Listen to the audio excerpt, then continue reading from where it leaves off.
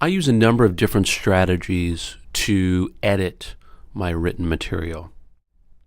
So it all depends on the value from a grade perspective, how much editing I will do. Obviously, I mean, it's sort of self-evident to say that if it's a final paper, you want to edit it, you want to edit your work extensively. If it is maybe a blog post or a discussion group forum, you may want to edit it less. Now, I have dysgraphia, which means it's a writing impairment that also, like, I have a voice in my head that is I'm writing this sentence, and it in my head it sounds right, and it is right. It actually is right. And when I go to type it, I actually will change case and do a bunch of different things that I don't mean to do. And when I reread it, the voice in my head takes over and will, even though it says it's the wrong case, I'll read it as the right case. So that makes editing for me very, very difficult, because no matter what I do, it almost always is wrong. So I use a couple different strategies, which I'm going to share with you in this video. But the key bit of advice is be organized and have people to help you. That's the key bit of advice. So let me show you strategy number one. In this particular case, I'm using spell check here. I can just right-click on the word behavior and correct it. But since this is actually a direct quote, I don't correct it because it's a direct quote. I can't. If they misspelled it in the original one, I don't want to correct it here. You can also see here that within Scrivener, I have a grammatical correction as well. So I can highlight this and look it up. I can do a dictionary search. I can do a couple different things. Nothing in lookup came about. So there is the issue of a grammatical correctness, and then the issue of spelling correctness. Spelling correctness, I often get tripped up over words because they don't ever look right or look to me. I mean, I'm a horrible, horrible speller. So the first thing I'll do is I'll just go to Google. And if I can't get the spelling correctly here, I'll just open up Google and open up a window and go straight into Google and hit enter. And it'll tell me so this is a proper spelling of the word. You see that there's no U there. So this is behavior. But Google then tells me, and if I have a hard time spelling it, like behavior, right? Then Google often will do it correctly and then gives me a nice little definition. Okay, that is what I want, and then I can copy and paste that into my document. So that helps me a lot, just getting the right words. Different tools will try to correct grammar for you. Generally, I don't find them to be very accurate. It could be the way that I write. It could also be it could be a lot of things. So the main line of defense that I have is I use editors. So when I first started graduate school, I met with the writing department. I got with the writing instructors, and we set up a plan so that I could send them documents for editing. I also use friends and family. So my wife does, I'm not saying you got to go get married to get good editing, but my wife happens to be an attorney. She's an excellent editor.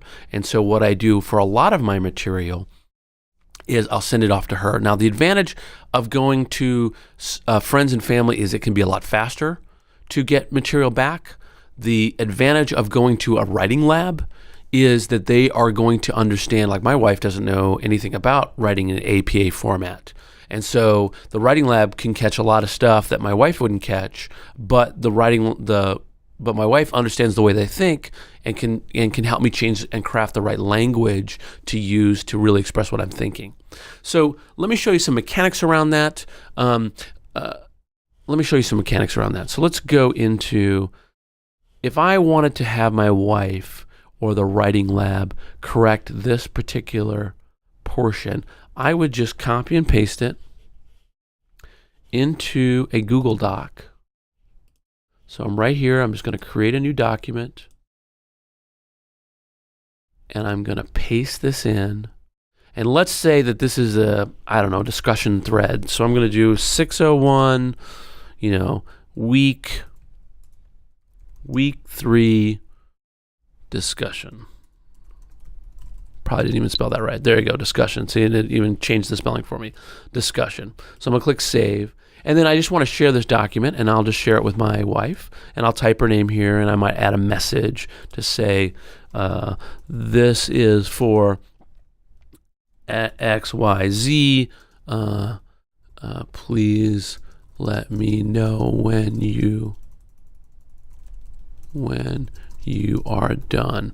And then I just hit the share button and I can share it. Now, I didn't actually type an email address in there, but you get the idea. Now, what's really nice about this, if I have a question, I can just bring in this highlighter and I can put in a comment for her and just say, I am worried about this and why.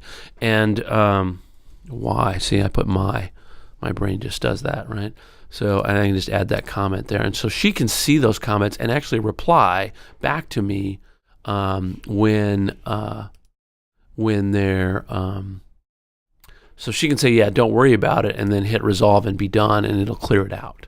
So that when I get it back, I know she had a question or she thought it was okay or whatever. It'll all be documented right there. And I can just then copy and paste that back into my document. And then post that up on the web page or the forum post or bring it back into Scrivener. Now, if I've got a more complex document, you can share Scrivener files via Dropbox. But one of the things that I found, and I can, like for example, I may do the same, have the same issue here. I can put in a note that says I'm worried about, and then she can either when she's going through it, so I just give her my laptop and just have her edit it, and then when she's through, if she doesn't worry about it, then she just clicks it and it's done and it's out. So so you can do it. You can share Scrivener files via Dropbox if you guys are in different places. If you're in different places, or like she's at work and I'm at work, and I'm doing something over my lunch break, I can share it via Google if it's a short document, or I can just give her the laptop and have her edit it right then and there inside the document to correct. Now, the key thing with your editor is an editor is not there to write the paper for you. The editor is there to help you craft, to help you make sure your ideas are the clearest. So my wife never changes any of my papers. What she does is make sure that what I am saying is what I want to be saying, and it is the best way I can say that. So she'll often stop, come back and say, hey, what are you saying here? Or what are you trying to say here? Or I'm confused. You need to rewrite this section, or tell me what it is. And then it's usually, I've just used the wrong word and it's thrown her off and she doesn't understand what I'm trying to say. It's just a matter of correcting that right word. So the key thing here, though, is build in enough time in advance. Well, there's two key concepts here. In advance, have an editing strategy and editors lined up, and then prior to when that paper is due, make sure you build in enough time to have your editors review your paperwork, because the smallest little things can really screw up your grades. And what I found is that by being completely organized and using the editors effectively, I've had stellar academic performance, and it's been all of my ideas and all of my own work.